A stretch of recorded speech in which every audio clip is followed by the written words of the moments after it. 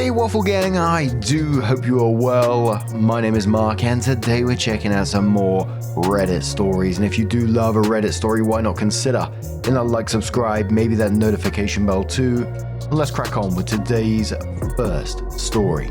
Much love guys. Now today's first story comes from a throwaway account from the relationship advice subreddit, and it says, I, male 40, got into an argument with my wife, female 39. Because I don't take initiative in life. How do I learn to take the lead and not be a passenger in my own life? We've been together for almost 20 years, married for 15, grown kid. We're on vacation and I had not planned anything I really wanted to see. Well, it was a working vacation. She was going to training and I had driven us there to go along. When the weekend came, she asked what I would like to do. I had not really planned or looked into anything and she got a little irritated. This led to an argument. I guess more of a vent session than an argument. I didn't really say much back, to be honest. She said I need to be more proactive and to take the lead more in our lives and not be a passenger along for the ride. Pointing how I rarely pick movies to watch or how I had not even bothered to look up any places to eat or things to do around the city we were in. This went on for a little while, and she said it gets old to having a cardboard cutout of a husband and that she wants a person who has opinions and is curious about the world, not just along for the ride. I will admit I had not thought of things to do while we're on this trip, and I could have. I had lots of spare time the day she did the training. We didn't really talk much the drive home. I think this has been stirring for a while and is probably more than not looking up things to do on the trip. I always thought letting her take the lead would allow her to get what she wants and make her happy. I guess it is not what she wants, and now I'm kind of at a loss on how to take more initiative and be more proactive in life and our relationship. I really don't have many close friends to ask things like this of, and probably wouldn't even if I did. My question is, how do I learn to be more proactive in my relationship before it's too late? So, on the back of this, the first commenter said to OP, wait, so what did you do while she was in training? Did you just stay in the hotel and do nothing? OP says, yeah, I just hung out at the room while she was at the training. She had the car, and there wasn't much around to walk to. I ate breakfast and went to the gym, showered, and yeah, kind of doom scrolled until she came back. OP says to another commenter, well, what happened was I got started watching these long reels of people arguing with people filming in public and the police coming. 4 hours slipped by. I was confused by the videos. Commenter says, you make a monthly or bi-weekly date night, schedule it, make a reservation or buy the tickets or map the route. You think of the next vacation and offer to organize it. You step up in other areas, buying groceries and cooking meals for example. OP says, I can do that. I've never really planned or organized a vacation, but there is really no reason I can't. Another commenter says you learn to be proactive by being more proactive. Plan a date night once a week. Start now. Make a list of things to do, restaurants that look good, day trips to places you could drive to. Make as big as a list as you possibly can and present 2 or 3 options to her each week. Keep updating the list. Never stop updating the list. Start making a list in Netflix or whatever as well. OP says, okay, I can do that. I'm never one to really pick the TV programs, but I can also start looking at Netflix or watch what movies might be coming. Someone says, plan a date for this week. Look around the house, see what needs to be done. Cleaning, repairs, groceries, whatever, and do them. How will you spend next weekend? It's fine to include time to yourself, but also suggest some things to do with your wife. Relationships flounder when couples no longer have anything to talk about. New experiences alone and together help with that. Have you ever been evaluated for depression? You sound pretty checked out. OP quotes that comment and says, I'd not really thought about next weekend yet, but another comment like yours suggested planning some date things. So I'm going to do that and see what she might like to do. And then quoting the relationships flounder when couples no longer have anything to talk about, and then says, so that is why some people have said what restaurants sound good, suggesting something new we have not been to before. I mean, yeah, I can see how we don't have much to talk about other than our respective days, and it does get boring. He then quotes about the depression thing and says, no, I have never, but another commenter suggested therapy also. I can't really say I feel depression, but then I also don't know what it would feel like, so it's not something I have ever looked into. And the top commenter on this one said to OP, "You are mixing things up. She's asked you to become a person with her own wants, needs and opinions. Again, you interpret that as having to lead, but those are different things. I feel that you're one of those people who just got lost in their relationship because it's easier than doing things yourself. Doing things yourself is also how you get back to being your own person. You say you let your wife take the lead so she'd be happy. But have you considered that it is also exhausting to think for two people, and that she might like conversations where you give a different perspective instead of agreeing?" The "your own opinions" comment sounds like this. It's not about leading. It's about being your own person and not just a prop for a life. Start with this. For the next weekend, you think about something you would like to do. It can be something you used to like or something new. Then you make plans to do it. Then maybe start a new hobby, find a sport, learn a language, find some sites and cities you want to visit, plan a date, and with that I mean from the beginning to end, so she only has to show up. Then have conversations where you won't blindly agree, but contribute your own points. Maybe you even bring up a new topic of conversation. All of those things aren't leading. They are being an individual that offers something other than giving up everything that made them in a relationship. Opie says that makes a lot of sense really. I often get lost in conversations with her. She is very up to date on the news and current events. I am not so much, so many times I don't have opinions on things she says. You're probably right about kind of blindly agreeing on some stuff. Makes a lot of sense really. And it's going to be interesting to see how OP does deal with this one, because it does sound pretty exhausting to be making all the decisions in your relationship, just saying all the time like whatever you want or having no opinions on anything. And like OP said, it sounds like that resentment has been building up for quite some time. And let's face it, OP will have opinions. They're there somewhere, right? You do have likes and wants, but clearly you're just suppressing them for some reason. Or potentially, and as always, no excuse, but maybe there is depression involved in this as well. Who knows? But 2.5 months later, OP does come in with her update. It says, "After I made my original post, I spent a lot of time thinking about what she and people here had said. Not just about planning date nights, picking TV shows, or being more up to date on news and current events, but more about showing up as my own person in our relationship. I realized that for years I thought being easygoing was a good thing. I thought that by going along with what she wanted, I was being a good partner, letting her have what she wanted. But really, I was avoiding responsibility or taking risks in our relationship. I wasn't showing her who I am or putting any care into anything. I have made a few changes since my post. I've planned some date nights and things to do instead of waiting for her to make plans for us, to avoid doing nothing. A problem we had fallen into. Sometimes she likes what I have planned, sometimes not so much, but I think she appreciates the effort.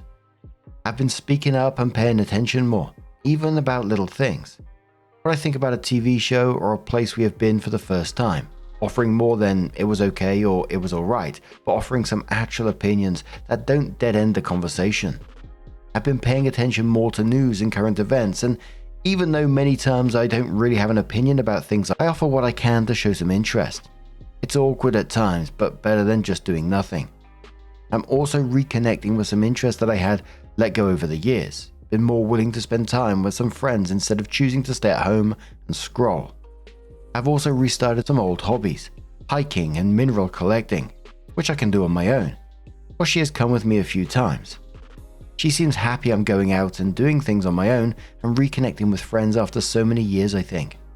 The biggest change was how I think about taking initiative and taking the lead.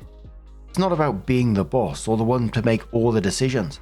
It's about being present and curious about the world and what is around me and wanting to do more when we're on a trip than sitting on my phone and scrolling for hours. So in an almost exact mirror of what happened in my last post. Again, last weekend we travelled so she could give another training, and I drove us there. Again, she took the car, but instead of just hanging out in the hotel room and waiting for her to come back, I used the bus system and went to the world's biggest comic shop, saw a few historical and touristy spots, had lunch, and found a huge flea market for us to go onto on Sunday morning before driving home. It was a very different weekend than the last. She was most surprised when I had picked an Indian spot for dinner Saturday night. I'm not a very adventurous eater and I've shied away from trying foreign foods. This was my first time trying Indian, and she has always been an adventurous eater, so I really caught her off guard with that. There's still work to do, but I think we're in a much better place than what I posted before. She has said she has seen a difference and said she feels she is seeing me be more me again. Thanks to the people who responded to my original post. Your advice helped, even the harsh replies. One of the commenters said to OP after this, "Hi OP, I was one of the top comments in the absolutely brutal roasting you received in your previous post. I am speechless that you took the advice to heart and probably saved your marriage and your social life by simply learning to give a shit. God damn, well done. I bet your friends missed you." OP says, "I remember your reply about making lists and I started doing that. I felt a little kicked when my kids said I could keep notes in my phone when I was asking where to find a police-style spiral notepad. I should have thought that there would be an app for that." Another one says, "Good on you. Something really important to do is maintain the effort. It's always easier to slide into previous bad habits, so you'll need to remain vigilant. But I hope this leads to you towards a happier ending than your original destination." OP says, "I already think the ship has turned from hitting the iceberg. You are right. I need to keep on the lookout and not let myself slip back to where I was." And there was just many comments like that. Congratulations on OP for turning their life around. And absolutely, I think good on him if he's enjoying his life now and, saving his marriage at the same time. All good, right? There's some people suggesting it's all happened a bit too quickly. So yeah, he will absolutely need to remain vigilant on this. Other people saying, bloody hell, it's absolutely peeing down outside at the moment. I'm not sure if you can hear that over the microphone, but holy moly. But other people suggesting that OP still might be a bit of a doormat, that he immediately listened to the comments and just like, "Oh yes, you're right, I will do this. Yes, you're right, I'll do that." But I think that kind of puts OP in a bit of a no-win situation there. But regardless, I really do wish them all the best going forward. But what do you guys make of this one? Let us know your thoughts down in the comments below. Let's move on to another story. Now, our next story, it came from 2020, and it sounds like it might have been around the COVID time, so take that into consideration as we're listening to the story. But it says, "Am I the arsehole for throwing away my husband's Xbox after he refused to look for our lost dog?" And this was from a deleted user. This is going to be a little long. Please try to bear with me and understand my situation. Thank you. For starters, I'm a nurse, 35 female, and I've been extremely busy these past 3 months. Even writing this post is a privilege, and I'm having to do this in bits and pieces. I also gave birth to my daughter 6 months ago. I have an 8-year-old son as well. When I'm not working, I take care of my children. In January 2019, my son suddenly developed this strong desire to have a dog. He begged and begged for a puppy from my husband, 35 male. I protested against that because I just found out that I was pregnant. Jesus. My husband said that we should let our son have a puppy to teach him some responsibility and that he would have some practice to take care of his baby sibling. He also promised that he would help our son take care of the dog. I was absolutely unconvinced, but I had to give in eventually because my husband had already agreed and I didn't want to cause further fights. 5 days ago, my son had accidentally left the back door of our house open and the dog ran away. These 5 days were also some of the busiest, most grueling days of my work, and I had to take up night shifts because a colleague had fallen sick. Our son first went to my husband for help. He refused to help him and said that it was his, my son's, responsibility to care for, and he has to do something about it himself. My husband has the privilege of working from home. He works at a law firm. He works for maybe 3 to 4 hours a day and plays the Xbox the entire time and sometimes gets up to check on our daughter.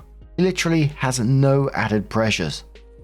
5 days ago, when our son told me in tears that Dad won't look for Tippy, I talked to my husband, who said that it would teach our son some responsibility to take care of things in the future, which I found very callous, since the dog is a living, sentient being and not a thing. He was playing Xbox when I was talking to him as well. He also said he won't look for the dog or anything. Yesterday, after coming home at night, the first thing I did was unplug the Xbox console and controller and throw it in the trash can. This morning before going to work, my husband threw a fit when he didn't find his Xbox in the living room. I told him I'd thrown it away because he was so addicted to it and that he couldn't even get up to help our distressed son. When I came back from work, he told me he found his Xbox in the trash since the garbage truck hadn't arrived then. Now he's being incredibly snarky, giving me the cold shoulder. And he's angry because his controller isn't working. He also hasn't taken any measures to look for our dog, and our mutual best friend called and said my reaction was incredibly childish. Now I'm spending my free day calling every neighbor of ours, making internet posters and contacting animal shelters and animal control to see if Tippy had turned up somewhere, and consoling my heartbroken son. Am I the arsehole? Opie added an edit straight after that post that said, "My husband is a lawyer. A lawyer's job depends on how many clients he has. My husband currently has almost no clients due to obvious reasons, COVID. He told me this himself, so his workload is significantly less. This is for all those people who are saying that I'm downplaying his work. Update: Tippy still hasn't been found yet. My shift has ended about 30 minutes ago, and I go home and drive around in my neighborhood and surrounding areas to look for him. I've posted some pictures of Tippy on my profile for those who requested. Husband is still sulking about his controller. I'm at wit's end." Look, this is absolutely a not the arsehole from me. I mean, was throwing away the Xbox going to help anything in the long term? Absolutely not. And probably just cause more drama in your life. But it sounds like, because I mentioned at the start, it was in 2020, so we're probably talking about early COVID here. Working as a nurse, you got a 6-month-old baby and an 8-year-old who was told that they have to deal with this themselves.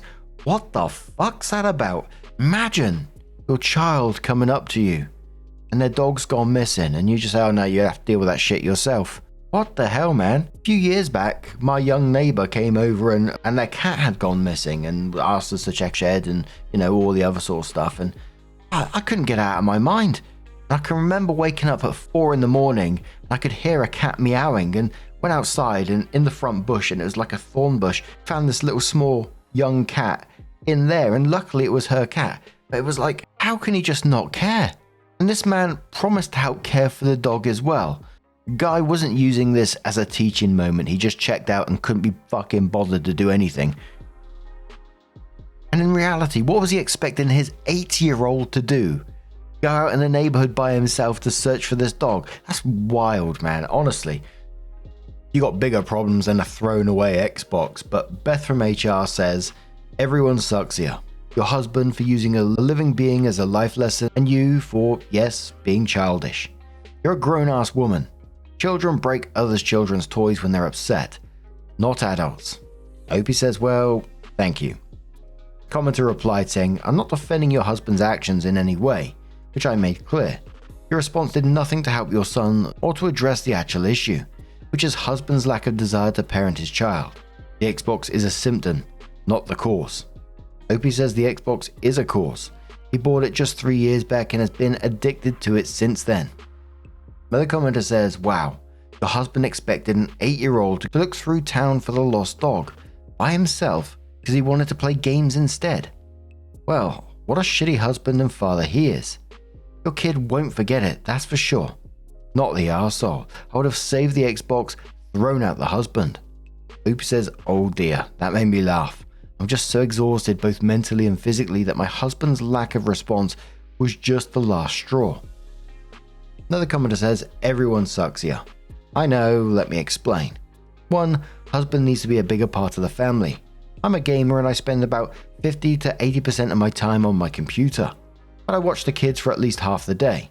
Mind you, it could be more than that, and I know it. Just because the wife works does not mean she does not need to watch the kids when she gets home. I work 8 to 10 hour shifts and came home to watch the kids to give my SO a break. 3, now for the dog. No matter how you slice this, both adults needed to be responsible to look for the animal. Regardless of trying to instill good responsibility in your child, you are going to let a small animal die to teach him a lesson. That is a bad idea. It just teaches him that he can ignore things that are troublesome and they will just go away. Or wife needs to realize just because you're upset with something does not mean you get to destroy things. It's a childish response. Yes, the husband should have went and looked for the animal, but you should have too once you got home. You are both at fault here. 5. Now, this last thing is kind of personal here. Being a gamer, throwing away or destroying progress to anything for a gamer is just about the worst thing you can do to them. Literal thousands of hours of time has been invested into some things we play. And to get rid of that or think it's trivial is not cool. If you enjoyed something for thousands of hours, then someone goes and destroys it, I bet you would be upset too. Opie says you assumed I do not care for the dog or kids normally. I do. It's literally on my post that I do. Also, I am looking for the dog. I literally got some time today, so I'm doing my duty as a parent. I can agree with the last point. Thanks. Commoner says, I'm worried about your 6-month-old daughter. He just gets up to check on her sometimes. That's some serious neglect. There's so much development happening to her right now, and he should be reading to her, spending tummy time with her, etc. You need to intervene right now. Opie replies saying, honestly, genuinely speaking, I wasn't aware that he was this neglectful. I've been incredibly busy for these 3 months, and I didn't have time to check up on my baby girl.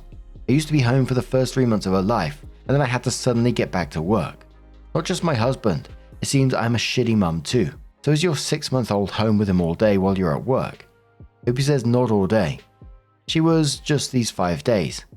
I tried to take up night shift, 6-hour shifts, most of the time to take care of my daughter in the morning. I've already explained why I had to do 12-hour shifts in these 5 days. Commoner says to OP, well, way to downplay that little tidbit. Sometimes gets up to check on daughter. He literally has no added pressures and then says he's responsible for your guy's 8-year-old, 6-month-old and working at home still, but also playing hours of Xbox every day. The fact that you glossed over his responsibilities so casually and played up how grueling your work has been makes me doubt everything in your story. I guess, who knows if you're the arsehole or not. Opie says, let me tell you my work schedule. Perhaps this will help. I work 12-hour shifts these 5 days because one of my colleagues was sick. Most other days where I work 6-hour shifts, I take up night shifts to stay at home and take care of our daughter and son in the morning. I've written everything from personal experience and from what my son has told me. I literally left him alone for 5 days and he has caused this fiasco. That commenter replied saying, I understand what you're saying. He's been responsible for both kids, ages 8 years and 6 months for the last 5 days, 12 hours a day, while you were working day shifts, which means both children are up a majority of this time during the day. And during this time, he was still completing his work from the law firm. In which you have said about all this, he literally has no added pressures. It sucks about the whole dog fiasco, and maybe your husband is a complete arsehole. But boy, oh boy, are you downplaying everything he has done while telling us how crazy your job has been. Opie says, boy, oh boy, he is a lawyer.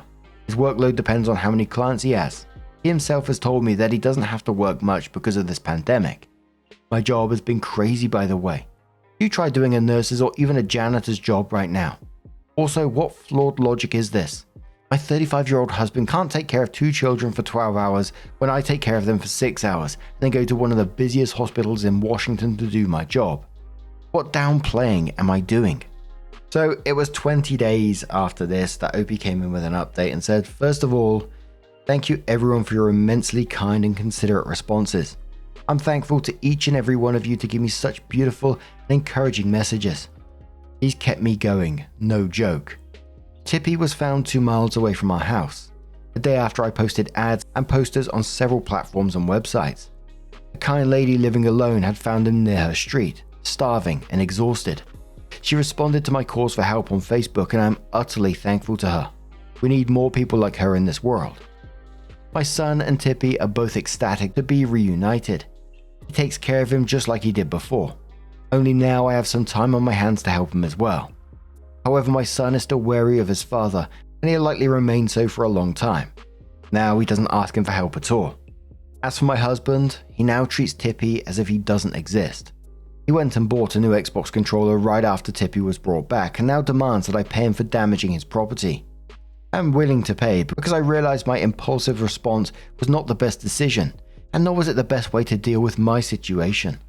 My approach towards my husband's Xbox and my husband's approach towards Tippy were both horrible and irrational. Many of you mentioned that my husband may have been neglecting our daughter. It's unfortunate that you were right. I started to notice some tender area and red skin around my daughter's diaper area around 2 weeks ago. She was uncomfortable, irritable, and put up a fuss every time I tried to change her diaper. Turns out she was suffering from a diaper rash. Diaper rashes can occur for a variety of reasons, none of which were applying to my daughter. She wasn't on antibiotics, she had soft cotton clothes, her bowel movements were normal, and we weren't using any new products on her. This left only one option. The diapers weren't being changed frequently. I was away from home for 5 days. I asked my husband how many times he had changed her diapers. A baby her age needs a diaper change at least once every 3 hours. My husband outright said he was changing them every 7 hours or so for those 5 days because he didn't think that they needed to be changed as much as before, because she is now 6 months old. He'd raised a son with me before. It's a ridiculous excuse. The diaper rash is gone now, but I'm scared to ever leave my baby with him when I go to work. I will still have to sit down and reconsider everything and have a long talk with him soon. It's inevitable. He still plays Xbox just like he used to play before. I will never forget how a bunch of strangers jumped to help me find our dog. Thank you, you lovely people. And there was a lot of comments on the back of this one just asking, is she going to continue in this relationship? Is she going to continue to allow him to neglect their daughter, potentially both their children? To which there was responses from OP saying, she's really struggling at the moment because I guess it was those COVID times, and she was a nurse dealing with all that. So at that moment in time, she was just unsure how she was going to move forward. It didn't sound like the relationship was going to last, but there was no further update on that. But what do you guys make of this situation? How do you think it went in the end? Do you think they may have stayed together or not? Let us know your thoughts down in the comments below. Now, just a huge thank you for being here today, getting involved in the stories, your love, your support, your time. It always means the absolute world to me. So thank you so much for being here, truly. And hopefully I'll see you in the next one. Take care and much love.